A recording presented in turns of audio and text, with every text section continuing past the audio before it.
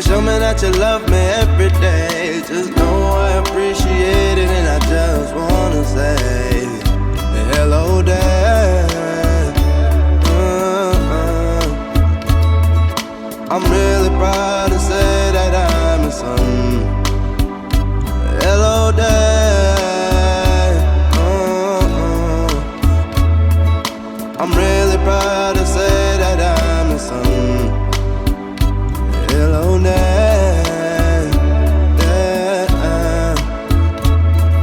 I'm really proud to say that I'm your son. Hello, Dad. I'm really proud to say that I'm your son. Hello, son. Yeah, Dad. I'm really proud to say that you're my son.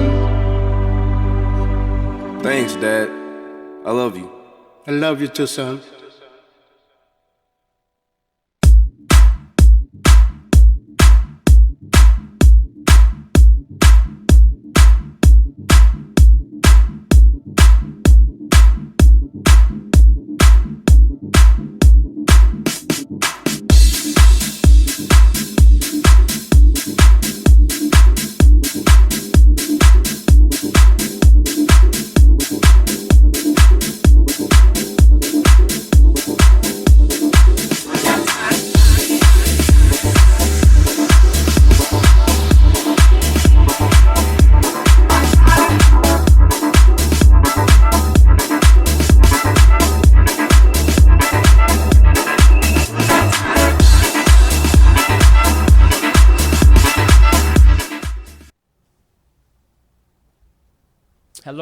Hello there, and welcome back to International Fathers. I'm your host and your creator, Nelson R. Moody Sr.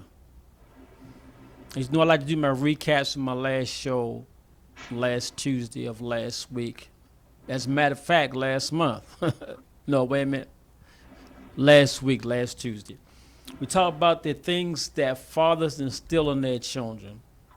And I ran down a list of things that fathers instill in their children, while also elaborating on some and giving examples to others.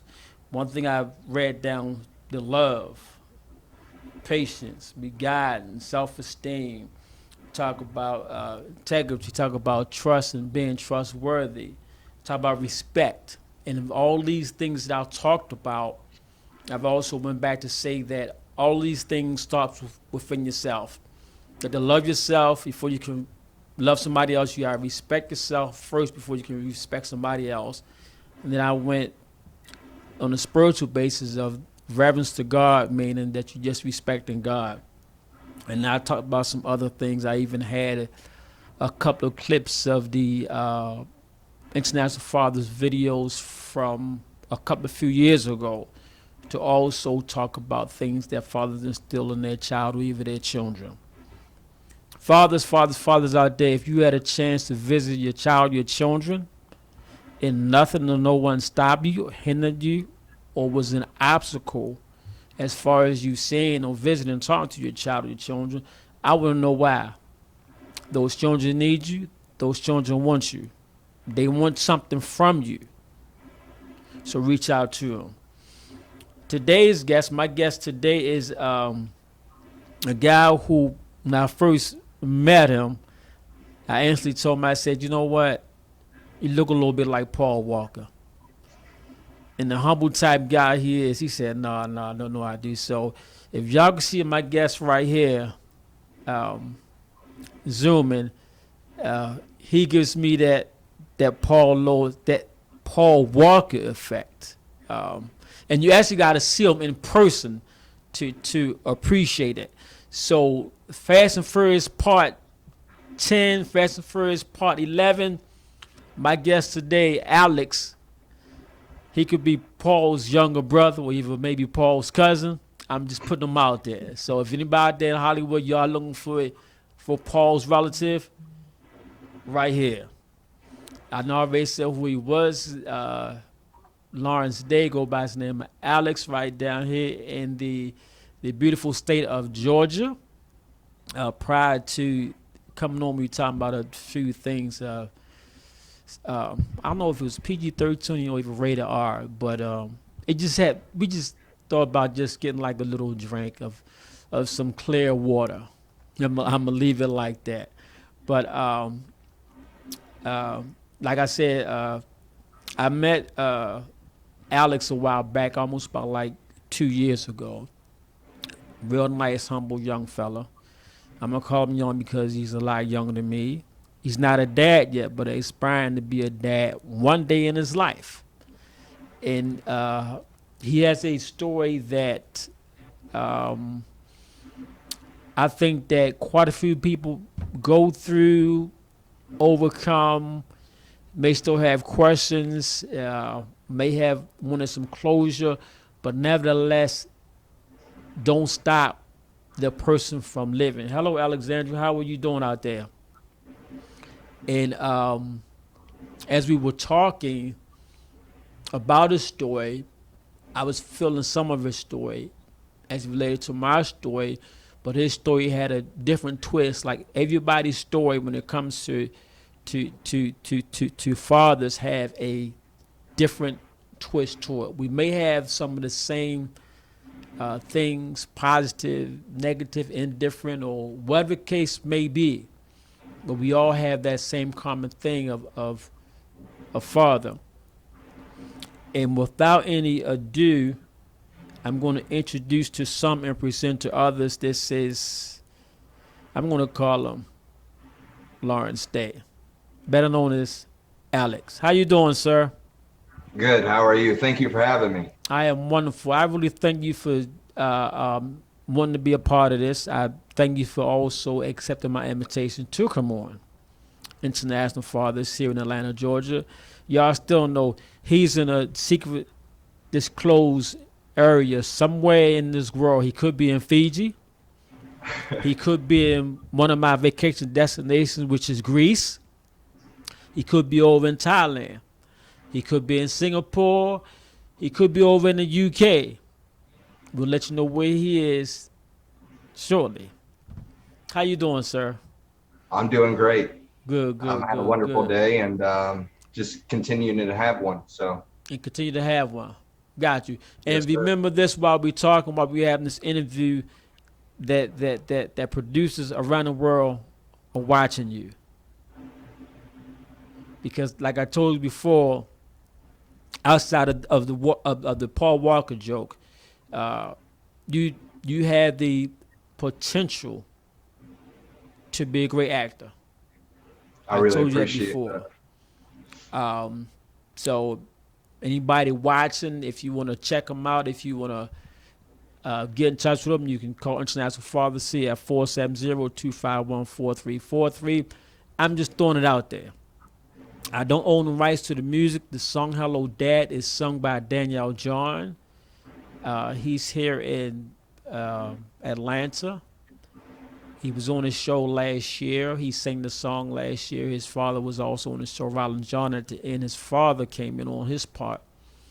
And it was just giving each other due respect and due love. But I don't own the rights to the song, but I had permission by both these guys to use the song here at International Fathers to start it off. And with that being said and done, we're going to talk about you now, sir. Describe your life growing up. My childhood growing up was a little basic and a little chaos. Basic and chaos. Yeah. Well, growing up, my mother wasn't around. She was there during my younger childhood, and then as I grew up, she kind of faded out of the picture, as well as my father. And that's when my grandfather and my grandparents from my mom and my dad's side came into play.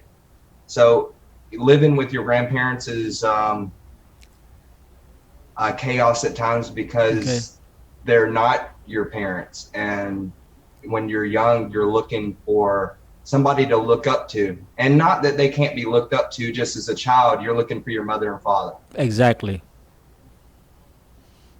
But with mom and dad, and particularly dad, out your life, grandfather stepped in. Yes. If it's safe to say that. Um, yes, my grandfather did step in after my dad's grandmother had gotten cancer. Okay, sorry to hear that. Oh, that's fine. But grandfathers are special. I have vivid memories of mine. My grandfather passed away when I was about 10 years old. Um, my grandfather was quiet. My grandmother was the disciplinarian. That's the one who got you. That's the one who you were scared of. My grandmother, both my grandparents, they have gone on, but my grandmother was about 4 feet 11, and my grandfather was about 6 feet. He loved, from what I knew about him, he loved just being quiet, but when he talked, or even he took a position of wanting to have something done or said, then he would say it. As we talked of your life, you were growing up. Where did you grow up at? Well, I grew up in the Forest Park area. Forest Park area. Okay, now for my listeners out here, when you say Forest Park, I'm gonna tell you, because we have Forest Park where I'm from, back in Baltimore. So, is it Forest Park, Baltimore, or is it Forest Park, Georgia, or is it Forest Park, Georgia? Georgia? Okay. I didn't want my listeners to get messed up. So, you were born and raised here in Georgia, Yes, sir. and you stayed here, or you moved around, or I was born in Henry County, raised in Forest Park, and from there, as I grew up, I moved a lot in the state of Georgia, and then I progressed outside the state. okay. How did you like going from place to place here in Georgia? Did not like it at all. Okay. It was just a lot of moving that wasn't necessary. Okay. But at the same time, as we're talking about fathers and their child, being a child is very confusing at times, because the parents don't always communicate with the child. So a lot of times I might feel like it's unfair that we're moving, but I might not know the real information behind it. Unfair is definitely something I can agree with. You met my children down here. Prior to me moving down here, I kind of explained to them what was going on. They knew my vision. They knew my dream. They knew my desire was to get my talk show up and running more and off the ground. Now, about last year, I started the show, May of last year. About 6 months into the show, I had another talk with them, because at some point, I'm going to tie this into what you just now said. At some point, I felt like I just took them away from family and friends back home, because they was adjusting there. That's where they were raised and born and raised there. But I want to go after my dreams. And about 6 months ago, when I was talking to them, which they are very understanding, this is something that I wanted to do for years. So the confusion part, I can definitely understand that when it comes to children, because they may say, "Well, why we got to move here? Why is this happening? Why is this happening?" And I believe that if you don't talk to them, they may be confused.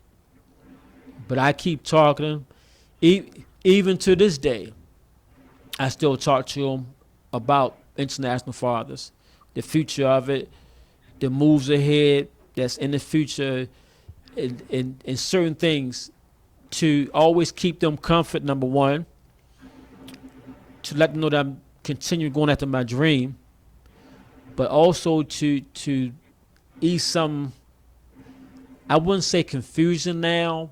At one time, I would use the word homesick, but it was me the one who got homesick, not them. And I'm 85 years old. My viewers know that. But I can understand that confused part if a child is going back and forth and they don't even know why. How old were you when you started all this? As far as I recall, the first time I moved would be, as far as a teenager, not a child, I would say 14. As a child, I can't really remember. So then from 14 until like 18, you moved throughout Henry County, Clayton County, parts of Georgia, And also other states. and other states. Before you turned 18? I would say after 18. Before Okay. 18, the only state that I moved to was Texas, and that was with my father. And that's with your father. Now, father is here or he's in Texas? In Texas. In Texas. Okay. Got you. With you being 14 years old, a teenager to 18, how was the mental and emotional state of you bouncing around like that? The mental state and emotional state, as far as when I was 14, very beneficial. I had moved in with my mother, Okay. and Hold on for 1 second, so we got a caller. all right. Hello? Hello? Hello, caller? Yes, How are you? I am good. How are you? I am wonderful. You like I have a... Say it again? you have a question Yes. For your guest. for my guest. Can you hear my guest? I mean, guest, Yes. can you hear the caller? Yes, I can. Okay. I wanted to... you did say that you were raised by your grandfather, right? Yes, ma'am. Did you enjoy how he was raising you? Yes, I did. What are some things that you enjoy about him raising you? I just enjoyed that he was a part of my everyday life. He was a hardworking man, and like Moody had explained earlier, you know, when he spoke, he had a character about him where you knew whether he was playing or he was serious. And he just, I enjoyed the knowledge and the wisdom that he gave me. And he also didn't ever exclude me from anything. He included me in majority of the, you know, decisions and places that we went. And he made me feel like I was someone. Mm-hmm. Do you think of your grandfather as a father figure or... Yes, I do. Or, thank you. Thank you for answering the question, and have a nice day. You a caller? Yes. How are you doing? My guest answered your questions, and you know who my guest is. My guest don't know who you are. Can you let my Yes. guest know who you are? I am Alexandria. Okay. I am Mr. Moody's daughter. Okay, because we don't want nobody calling here just, you know, stalking us like that. You know, call up for some good stuff like that and some good information. Those are two good questions, and I believe that they gave some outstanding questions, especially the things that he said that his grandfather had demonstrated with him passing on his knowledge and wisdom. And we talk about wisdom and knowledge a whole lot of time. Wisdom is good, but with wisdom also get understanding. That's true. That's right. Thank you, caller. You You're have welcome. a Have a beautiful nice day. day, kid. Thank you. You too. Mhm.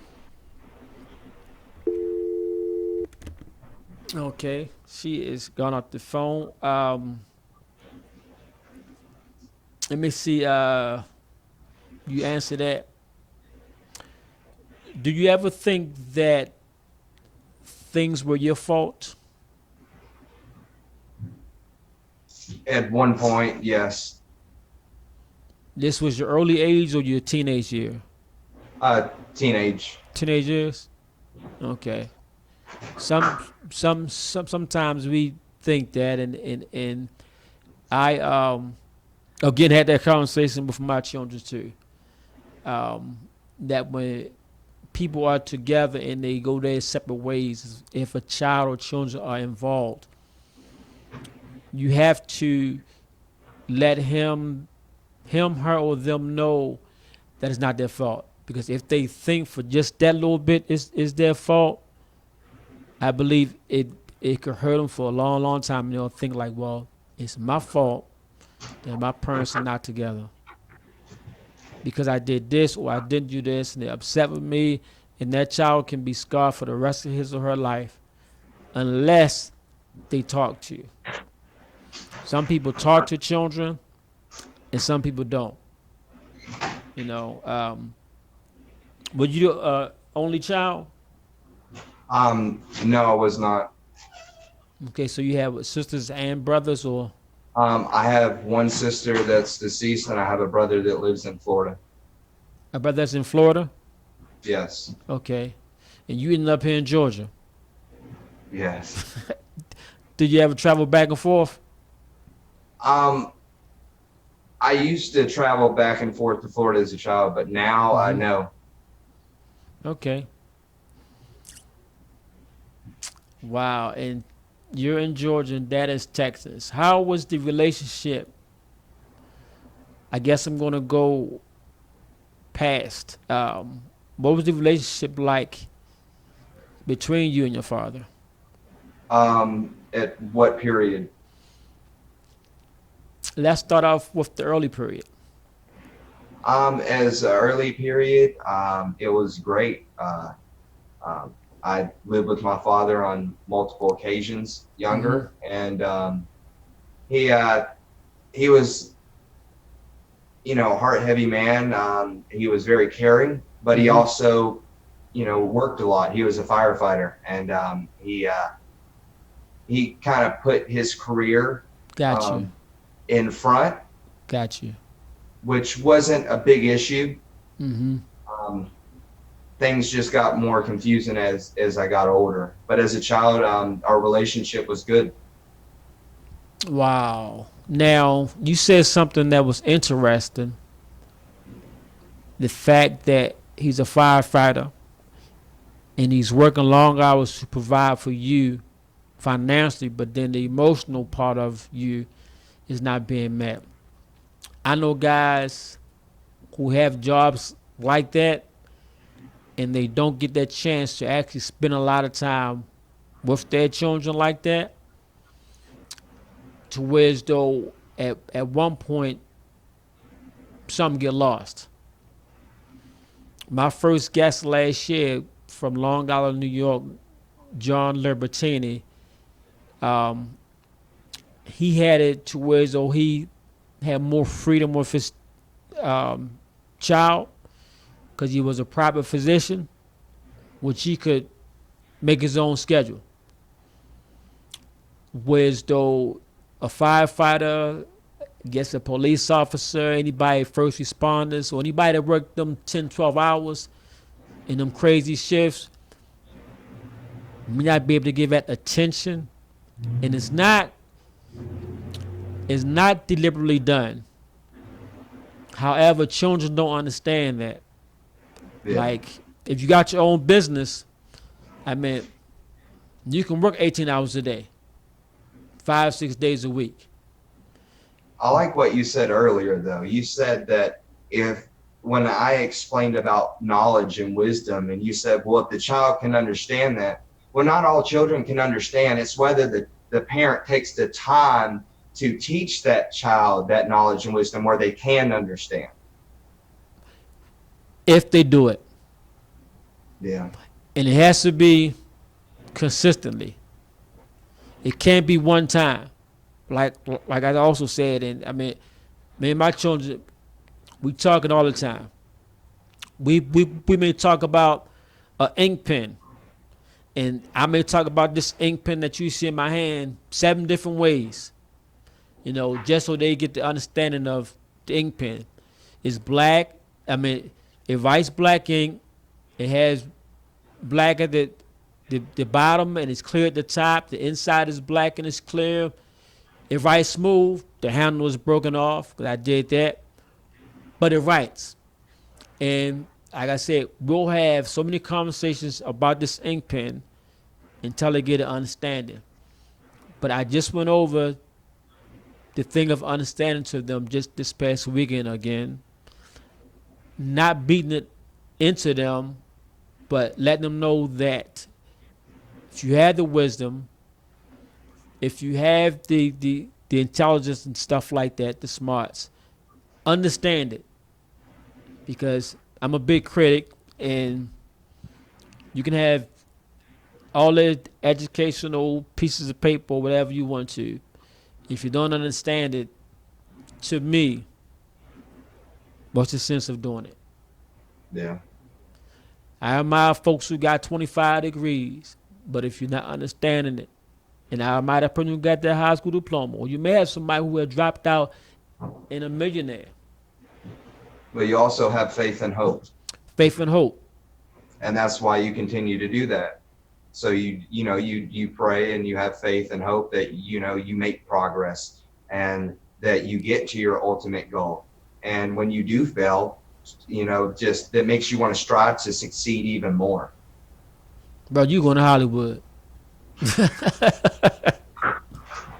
Somebody's watching you now, man. Well, true, but I mean, you got to keep believing. You got to keep your faith up. Because like I know, if you reach a certain age, no. Before you reach a certain age, you're going to have so many trials, tests, and tribulations in your life. You're going to have days where you just don't want to do nothing, where you want to give up, where you want to fall, or just don't continue on what you're starting off with.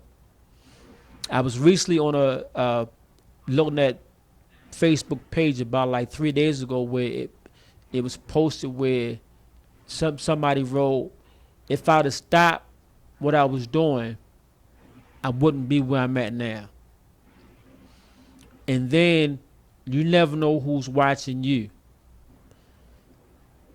My children and I was watching a clip from one of Tyler Perry's movies, and I told them the story about how he was doing his last play. And there's a clip going around on Facebook of him with he was doing his first play. He did it a number of times. He was down to his last monies. His persistence, his endurance just paid off. He said he used to see some of the same 30 people at his play. His persistence paid off. And that one time when he did that play for that last time, the rest was history. So that's the mentality that I like to try to keep. And there's also there's a cartoon that surfaces that goes on Facebook of a guy that's chipping away from, he's like under a cave on one part. No, on the bottom part, he walks away because he's that close. And on the top part is a long way for him to go. But the bottom part of it, as I was showing my children, is illustrating you just don't know how close you are from getting to where you want to go at. And if you quit right there, all that's left, somebody just come in there and just push it down and they'll fall through. By watching you. And your grandfather, how did your grandfather impact your life in addition to what you already said? He's impacted my life in positive ways, and as he's gotten older, not intentionally, but there has been some negatives. That may be because of him getting older. Yeah. Yeah, yeah. I mean, what was I doing today? I had to laugh at myself today because getting off work 11, I didn't get to bed until about 2 o'clock this morning. Then about 2:30, I was tossing and turning, and my younger twin, she came past my bedroom door, had a nightmare, came in, went in my bed, she fell asleep. I thought I was going to go to sleep, but I couldn't get to sleep because of what she was going through. So from that point, and then getting up today, I did a lot of stuff this morning, a lot of ripping and running, and I had stuff to do. I had all the stuff I get to do, and then I had to get back with you, and all this was on my mind. But I still say, you know what? I still got to hurry up and get this. But I'm going back to what we just now said about your grandfather. I was like, wait a minute. I forgot to do something. Because I'm 85 years old, you know that. And we forget. And as I was leaving my home, coming here, instead of one thing I forgot, it was two things I forgot. I said, you know what? I'll take care of that when I get back home. But I was more interested in making it here because how sometimes 285 can be. Yeah. No, wait a minute. Is that 285 down here? No. It's 75. But from where I'm at in College Park, I hit 85. State Road 85, and then I hit Interstate 75. And that's sometimes, if I don't leave my home by a certain time, and I try to leave at 3 o'clock to get here by 5, and it still be traffic. You know. Well, it's getting to be summertime, you know, you got a lot of vacationers coming to Georgia. Oh, yeah, oh, yeah. Alexandria writes, it's always important to talk to children to get a clear view of where they're going in life and how you can help. International Fathers is a talk show that is going boldly where no other talk show has ever gone before. And she writes, how do I know? And she says that because I have witnessed Nelson Moody Sr. helping people while breaking rumors that fathers can't raise a child. Well, that's wrong. I am living proof of how a single dad takes his time to craft and mold his wonderful creation. International Fathers is truly an amazing talk show that I will never, ever forget. Oh, thank you, Alexandra. That is so nice and kind of you to say. I'm glad that you look at me like that way. Going back to what I was saying, as I lost my train of thought there, but this was one of the examples that I talked about, I believe, 2 shows ago, to where as though it was x-rayed through the eyes of the children, fathers. And children should be able to look through you based upon what you say and then your actions. Because I believe your actions first over your words. But the statement that she just wrote was one of those things to where as though I just say, wow, you know, because they look at me pretty hard. We was talking the other day. Let me get back to you first. What's your relationship now between you and your father like? The relationship between me and my father now is it's positive. We're trying to reverse the roles that were placed in the past. Okay. They can't be forgotten. They can't be replaced, but they can be forgiven. Okay. And that's where we are. You know, we've passed the forgiven stage, and now it's just communication, not letting our jobs, you know, exclude from one another, and just saying, well, instead of doing this or this throughout the day, make time for one another, and we do that. Okay. Even from Texas. Yes. Okay. You said something that was so powerful. Forgive. I'm a believer in that. However, it took me a while to get there, like other people as well who grow up. Forgiving somebody may not be easy to do if somebody has done damage to you, mentally, emotionally, and psychologically. You know, and how that may affect you. You may be hard to forgive them. But when you said that, I guess that show you yourself and your father that you guys are willing to make all that amends and just move forward. And I that mean, y'all well, been doing. that's the only place to go is forward. It's not about, it's, I believe, as far as, you know, the talk show International Fathers, and being a father, you know, everybody wants to be the best father that they can be, but I want to leave behind a legacy of the definition of being a father. Okay. Now, Um, since you said that, because that was my next question, but I'm gonna ask this question first, and then I'll ask what I was going to ask you. Um,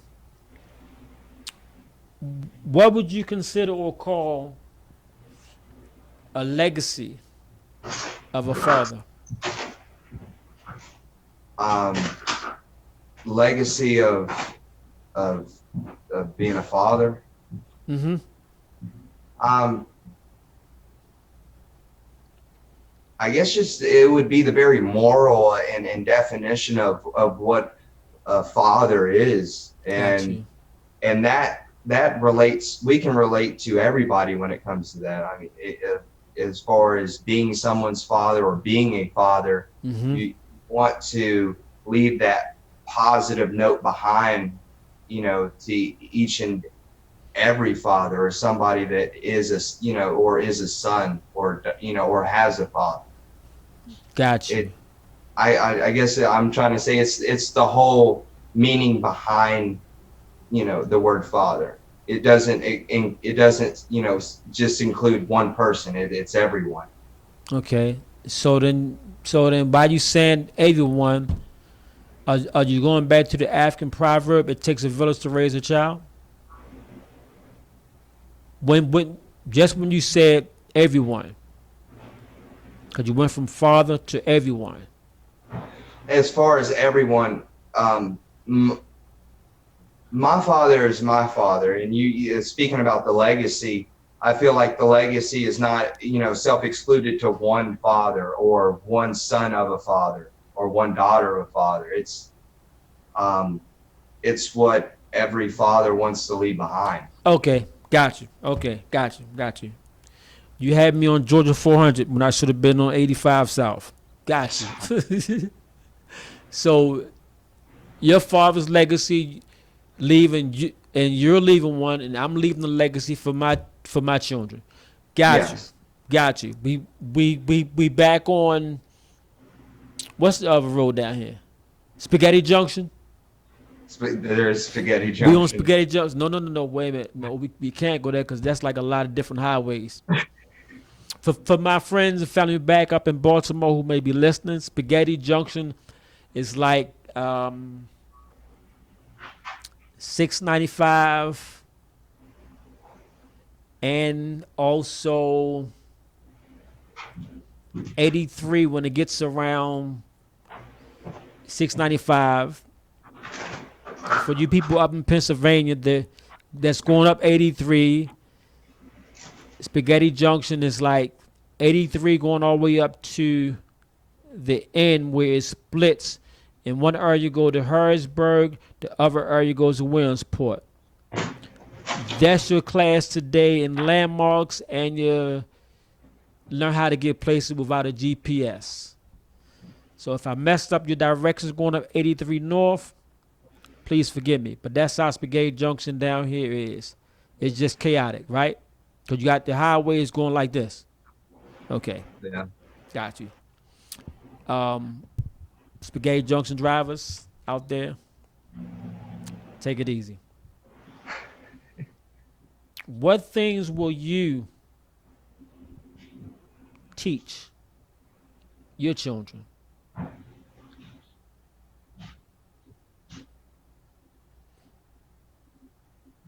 You gotta That's think a about big that question. one, huh? Well, I mean, I would teach my children, many things: self-respect, love, Okay. care, how to take time to sit back and find a solution to the problem that is running through their mind, Okay. and to include me in that, so we can help one another become closer. So you're talking about self-respect, respect, love, and it seems like you're talking about conflict resolution, because that's something that I think that a lot of people don't know how to do, let alone spell it, and don't know what it means. To me, like I tell my children, I say, you know what, certain words are said on certain levels of your life as you get older. You know, when you in a kindergarten, first grade, second grade, you're gonna use the word big, and then it goes from big to huge. It goes from huge to gigantic. From gigantic, it goes to enormous. You got colossal. You have epic, and then you have, I want to say, galaxies. But conflict resolution, like I was telling my children, is nothing but how to deal with an argument. Well, I have to be prepared to go through, my future children's life and understand that I'm gonna lose. There's battles that I'm going to lose, but there's only one war, Oh, and that's what I'm going to win. We're not me, but we're going to win. right. And it's just about, you have to pick, boundaries and what not to step, what door to go through and what door not to go through. And it can be complex, but like I said before, communication is key. When you just said the word boundaries, I almost hit this table, but if I did, my producer would have jumped on me.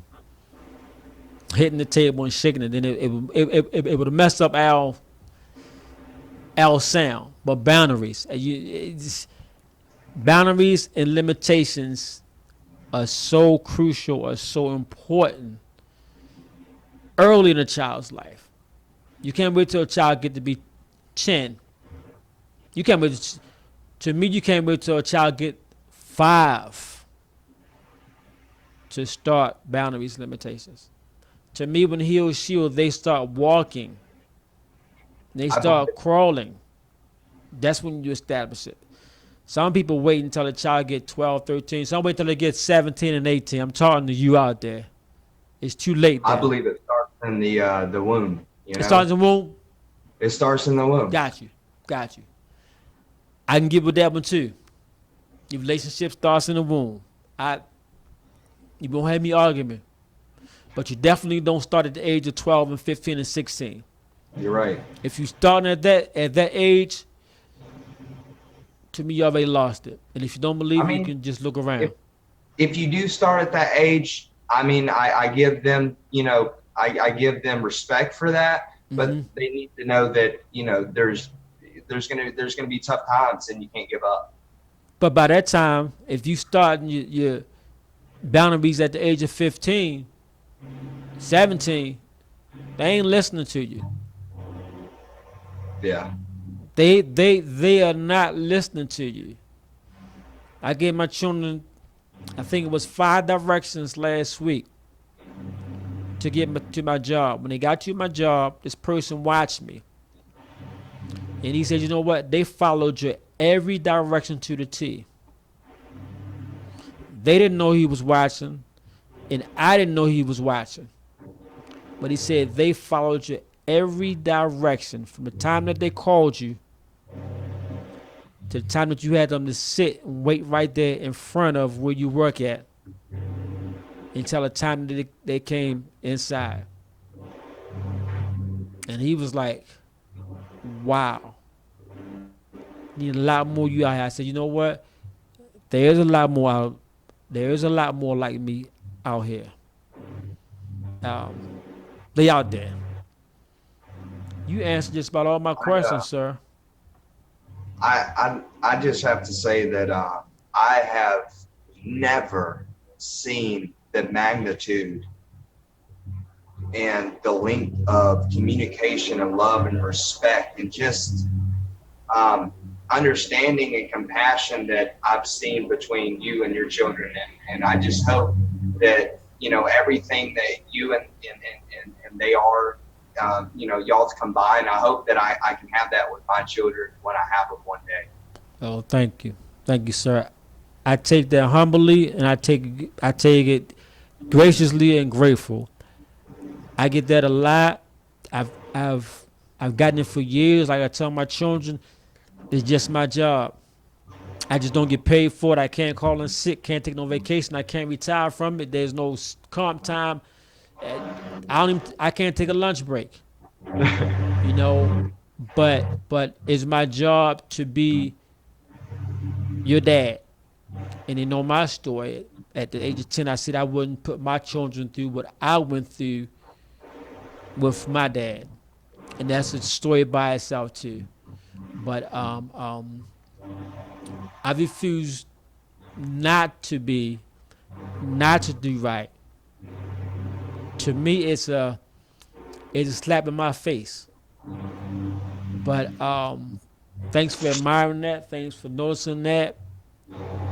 I think you're gonna turn out good, though. Yeah. Man. And I remember, you know, as far as I remember, one of the questions was as far as changing anything about my past. I wouldn't. And I know that there's a lot of regret, and that's all transpired into positivity and change in life. But I wouldn't be who I am today. You're right. You're right.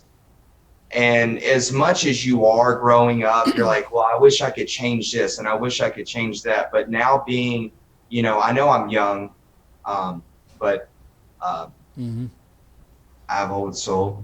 And yeah, you do. I just believe that, you know, the past, it prepares you to who you need to be. Mm-hmm. And you can either accept it or you can complain about it. One or the other.